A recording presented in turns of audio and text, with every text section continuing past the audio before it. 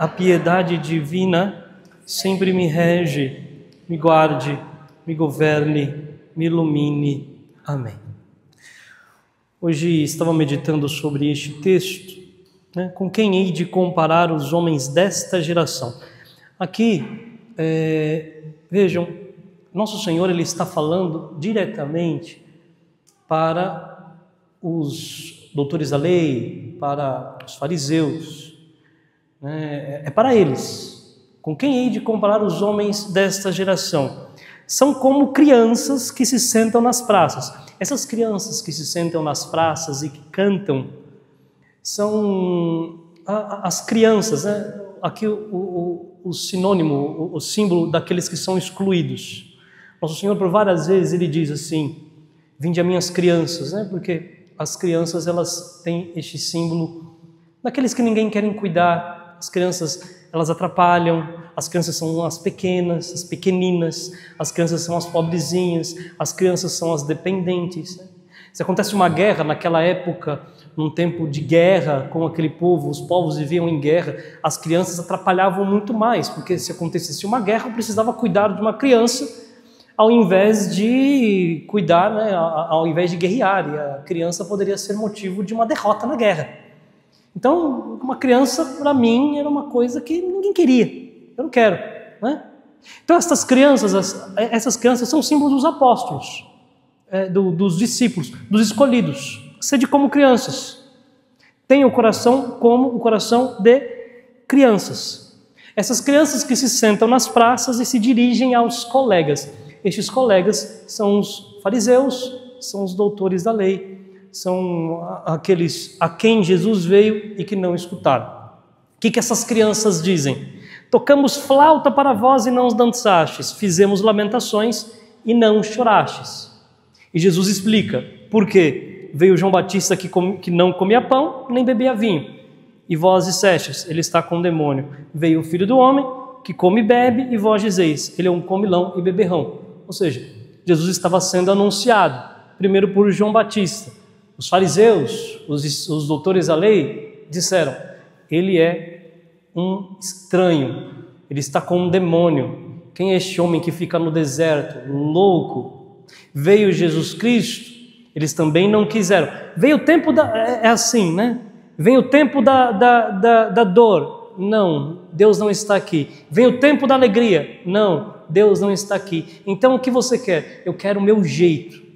Estes são os discípulos. Aliás, esses são os fariseus, esses são os doutores da lei, esses são aqueles que não querem, nem de um jeito nem de outro, nem tocando lamentações, nem tocando alegria, flauta para que dancem. Não, nem de um jeito nem de outro, eu quero do meu jeito. Eu não quero nem João Batista, nem Jesus Cristo, eu quero do meu jeito. Se nós pudéssemos comparar também com o povo desta nossa geração, porque a mensagem, ela é atual, ela continua, ela se perpetua para nós. Também podemos, da mesma forma, entender aquilo que nosso Senhor mostra para nós neste tempo com clareza, e nós ainda não nos convertemos, e as pessoas não se convertem.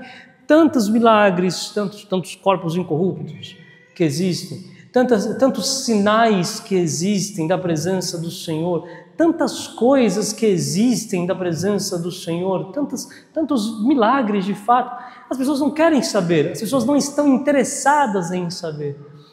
Óbvio, nós estamos aqui diante da Eucaristia, todos os dias nós presenciamos o maior dos milagres, o milagre da transubstanciação, aonde o pão, ali ele se transforma, Aliás, não é transforma a palavra certa, mas enfim, ali deixa, sendo pão, mas deixa de ser pão, agora é a carne do Senhor.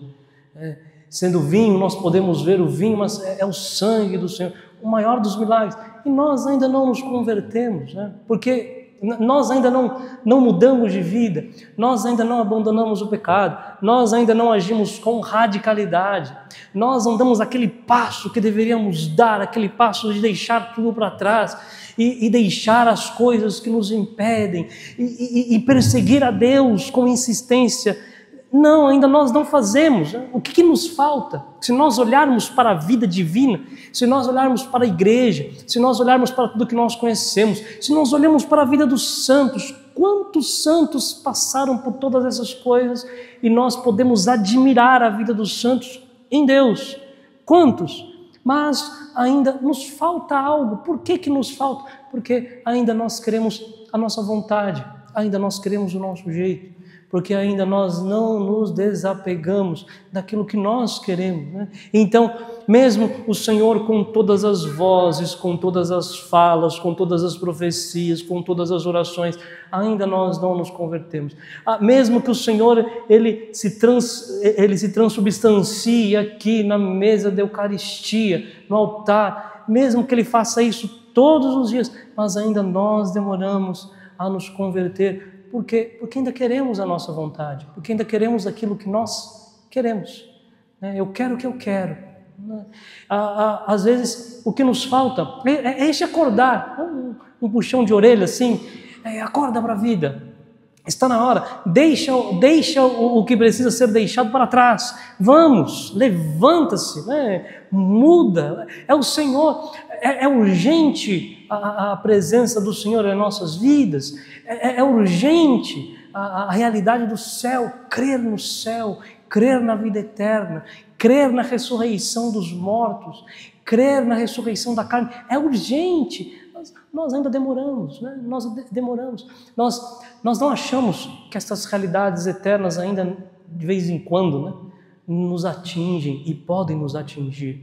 Por isso, devemos ficar preocupados para que não caiamos neste mesmo erro destes homens birrentos, que quando está ruim a gente reclama, quando está bom a gente reclama. Quando vem um sofrimento a gente reclama, quando vem uma alegria somos ingratos. Não. Vamos tentar olhar todas as coisas com um olhar divino, né? Com um olhar para Deus, com todas as coisas sob a ótica da providência divina, sabendo que Deus faz todas as coisas por nós, para a nossa salvação. Bem, que a Santíssima Virgem Maria possa nos auxiliar, né?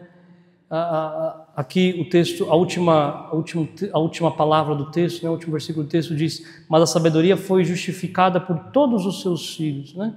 Ou seja, todos aqueles que seguem o Senhor, todos aqueles que se apoiam nas mãos da Santíssima Virgem Maria, todos aqueles que se fazem filhos, todos aqueles que são verdadeiros testemunhos, todos aqueles que lutam para dar glória a Deus.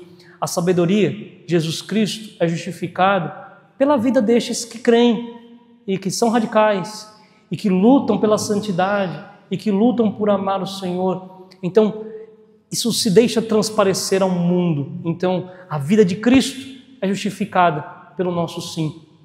Que possamos imitar a Virgem Maria, nos apoiamos na Virgem Maria, para que possamos dar esse sim grato a nosso Senhor, deixar tudo para trás e correr em direção ao céu. Louvado seja nosso Senhor Jesus Cristo, para sempre seja louvado.